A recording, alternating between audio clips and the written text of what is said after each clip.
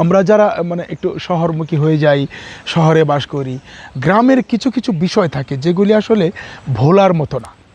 এরকম ধরেন ওই মাটির রাস্তা, বাঁশের সাঁকু, বাবার আঙুলে ধরে বাজারে যাওয়া, মায়ের সাথে নানা বাড়িতে বেড়াতে যাওয়া, এই নরবরে বাঁশের সাঁকু, এই বাঁশের সাঁকু পার হওয়ার সময় আসলে সেই শৈশবের কথা মনে পড়ে। ছোটোবেলায় মায়ের সাথে নানা বাড়ি যাওয়ার সময় হাতে একটা ছোট ব্যাগ এবং মায়ের আঙুল ধরে মায়ের সাথে হাঁটা, এইরকম ছোট ছোট নদী খাল পার হওয়ার সময় যে বাঁশের সাঁকুগুলি পার হওয়া, সেই শৈশবের মধুর স্মৃতির কথা মনে পড়ে।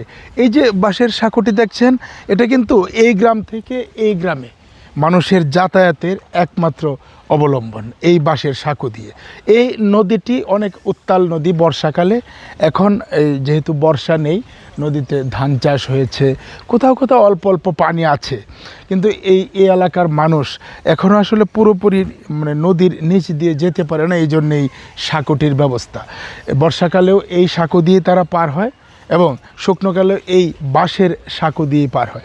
এবং আমি যদি আপনাদেরকে বলি যে এই বাঁশের সাঁকো এদের যে ভরসাস্থল, এটা কিন্তু সরকার ইচ্ছা করলে আসলে আরও ভালো কিছু করে দিতে পারে, একটা পাকা সেতু করে দিতে পারে। কারণ একটা রোগী যদি ওই পারে আপনার রাতে ধরেন একটা প্রসব ব্যথা উঠলো কোনো মায়ের, তাকে হাসপাতাল নিতে হবে, বা মুমূর্ষু কোনো রোগী, সে পেটের ব্যথায় অস্থির, তাকে হাসপাতাল নিতে হবে, এই বাঁশের সাঁকো দিয়ে তাকে কোলে করে নিয়ে যাওয়া খুব কঠিন একটা বিষয়। আপনি একবার ভেবে দেখেন।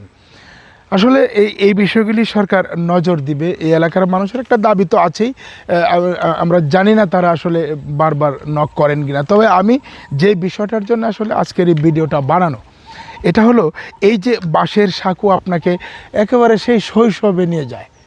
মায়ের সাথে নানা বাড়ি যাওয়া, মায়ের সাথে বেড়াতে যাওয়া, এই সাঁকো পার হওয়া, এই বিষয়টা কিন্তু আসলে সেই শৈশবের স্মৃতির কথা মনে পড়ে।